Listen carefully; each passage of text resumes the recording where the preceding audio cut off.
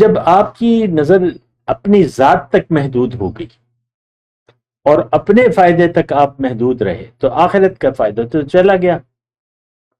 وہ تو پھر دیکھیں دو فائدے اکٹھے نہیں ہو سکتے. اللہم صلی علی سیدنا محمد وعلی آل سیدنا محمد بعدد کل ذرۃ مئۃ الف الف مرۃ. سامعین و ناظرین کرام، السلام علیکم ورحمۃ اللہ وبرکاتہ. آج کا ہمارا موضوع اصل ریاکار کون ہے. دیکھیں یہ بڑی اہم بات ہے اور یعنی بہت ہی بنیادی بات ہے، اور ہمیں ایک مغالطہ ہے ریاکار کی یعنی وضاحت کے بارے میں. اور ہم وہی میں جو اکثر آپ کو بات کہتا رہتا ہوں کہ دین کی جتنے بھی اصطلاحات ہیں تو اس کے بارے میں ہمارا علم یا تو محدود ہے یا غلط ہے، اور یعنی اس کے ہم نے معنی یا تو محدود کر لیے ہیں کسی خاص نقطے تک، یا اس کے معنی ہم غلط سمجھ بیٹھے ہیں. ان میں سے ایک اصطلاح جو ہے وہ ریاکاری بھی ہے، اور حضور صلی اللہ علیہ وسلم فرماتے ہیں کہ تھوڑی ریاکاری بھی شرک ہے، تھوڑی ریاکاری بھی شرک ہے. تو اب شرک جو ہے وہ تو ناقابل معافی گناہ ہے. تو یہ بات دیکھیں جاننی چاہیے. میں اس بات پہ بہت یعنی اصرار کرتا ہوں کہ آپ دین کی حقیقت کو سمجھیں اور جانیں. اور کسی بھی چیز کے بارے میں اگر ہمیں کوئی مغالطہ لگ جائے، غلط سمجھ لیں، دنیا میں بھی آپ دیکھ لیں. مثال کے طور پہ آپ نمک کو چینی سمجھ کر چائے میں ڈال لیں تو شکل تو دونوں کی ایک سی ہے، وہ بھی سفید ہے نمک، وہ بھی دانے دار ہے، چینی بھی دانے دار ہے. چینی بھی بعض اوقات پسی بھی آتی ہے، باریک آتی ہے. تو مغالطہ، غلط فہمی، تو یہ بڑی یعنی تباہ کن بات ہے. خاص طور پہ دین کی بنیادی اصطلاحات جو ہیں اس کے بارے میں یعنی ہمیں محتاط رہنا چاہیے. اس میں سے ایک جو بات ہے وہ ریاکاری کی ہے، اور اللہ تعالیٰ نے قرآن میں ریاکاروں کو جہنم کا یعنی جہنم کی وعید سنائی ہے سورہ معون میں. الذین هم یراؤون، یہ ریاکاری کرتے ہیں، دکھلاوا کرتے ہیں. تو بہرحال ریاکاری ایک تباہ کن چیز ہے، میں بار بار کہہ رہا ہوں، اور یہ ہلاک کر دینے والی ہے. تو ریاکاری کی حقیقت کو ہم نے جاننا ہو، کیا ریاکاری کیا ہے، اس کی حقیقت کیا ہے، اس کے معنی کیا ہے. اور ہم نے اس کے معنی محدود سمجھ لیے. بھئی یہ تو ریاکاری کر رہا ہے، یہ تو دکھاوا کر رہا ہے. ٹھیک ہے، معنی ٹھیک ہے، لیکن آپ نے محدود کر لیا. نہیں، دیکھیں بات کو سمجھے ذرا. اللہ تعالیٰ نے ہمیں دنیا کے لیے نہیں بنایا. انسان کی تخلیق کا مقصد دنیا نہیں بلکہ آخرت ہے. یعنی آخرت کی کامیابی کے لیے کی کوشش کے لیے اللہ تعالیٰ نے ہمیں دنیا میں بھجوایا. اچھا، اب اگر آخرت میں کوئی کامیابی چاہتا ہے تو اللہ تعالیٰ نے اس کی ایک شرط رکھی ہے کہ آپ مخلص ہو جائیں، زندگی کو اللہ کے لیے خالص کر لیں. قرآن میں ارشاد ہے الا للہ الدین الخالص، دین خالص اللہ کا ہے. اور دین کے بارے میں بھی جب میں بات کرتا ہوں تو وہی بات ہے کہ ہم نے دین کے معنی محدود کر لیے ہیں، مغالطہ لگ گیا ہے. ایسی بات نہیں ہے. بہرحال ابھی تو میں ہر ایک بات کی وضاحت نہیں کر رہا. آج کا میرا موضوع جو ہے وہ ریاکاری ہے.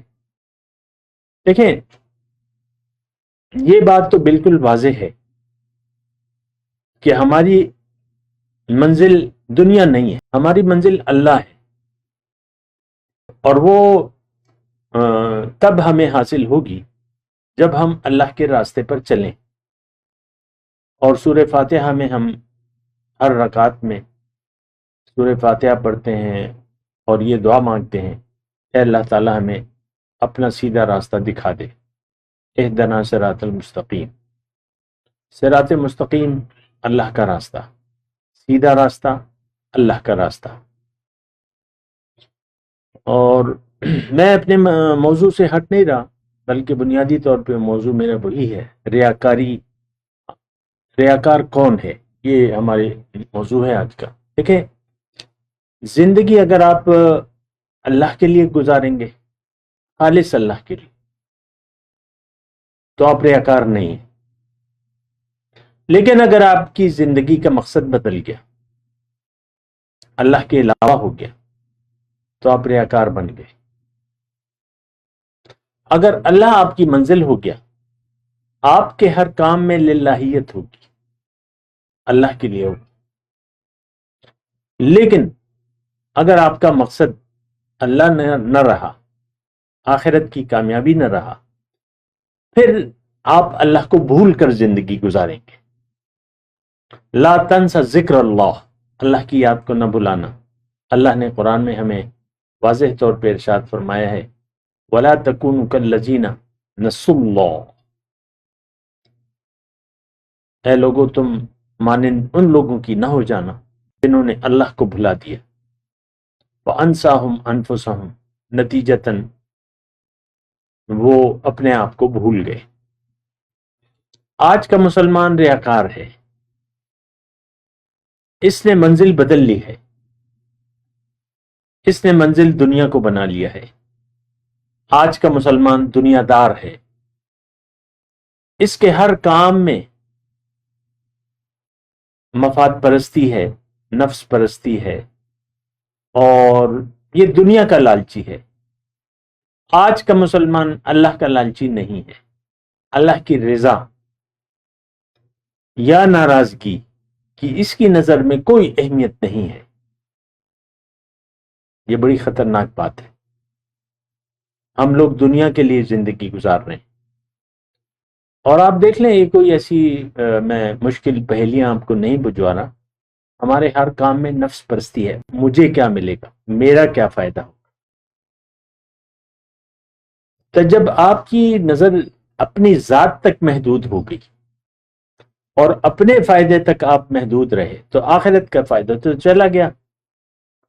وہ تو پھر دیکھیں، دو فائدے اکٹھے نہیں ہو سکتے، دو محبتیں ایک دل میں یکجا نہیں رہ سکتی، کیونکہ اللہ تعالیٰ نے قرآن میں ارشاد فرمایا ہے، ما جعل اللہ لرجل من قلبین فی جوفہ، اللہ تعالیٰ نے کسی کے دل میں، کسی کے سینے میں، جوف،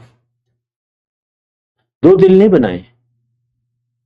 ہم نے دل دے دیا ہے دنیا کو، اور یہ بڑی واضح بات ہے۔ ہمارا ہر کام ذاتی مفاد تک محدود ہے، ہم لالچی ہیں دنیا کے، ہمیں مفاد عزیز ہے دنیا کا، آخرت کا مفاد، آخرت کا فائدہ ہمارے لیے کوئی اہمیت نہیں رکھتا۔ اور سب سے بڑی بات، اللہ کی رضا، اس کی خوشنودی، اس کی ہمارے لیے آج کے مسلمان کی نظر میں کوئی اہمیت نہیں ہے۔ ہم سب لوگ دنیا دار ہیں، مفاد پرست ہیں، یہ بڑی واضح بات ہے۔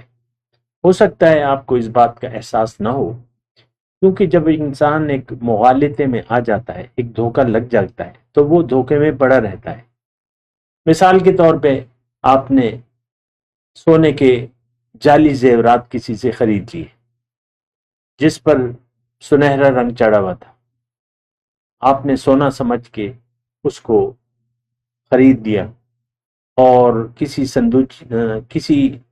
لاکر میں رکھ دیا، تالا لگا کر رکھ دیا کہ بھئی یہ 50 تولے سونا ہے یا 100 تولے سونا ہے، یہ میں نے سستے داموں خرید لیا ہے۔ اور کہ بھئی مشکل میں میرے کام آئے گا. تو وقت گزرتا رہتا ہے، 50 سال گزر گئے، آپ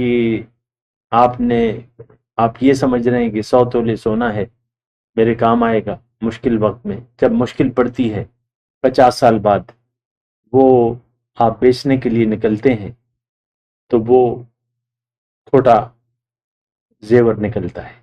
اسی طرح ہم یہ سمجھ رہے ہیں کہ ہمارے پاس ایمان کی دولت ہے، حالانکہ ہمارے دل میں، آج کے مسلمان کے دل میں ایمان، یقین کا ایک ذرہ بھی نہیں ہے. وآخر دعوانا الحمدللہ رب العالمین.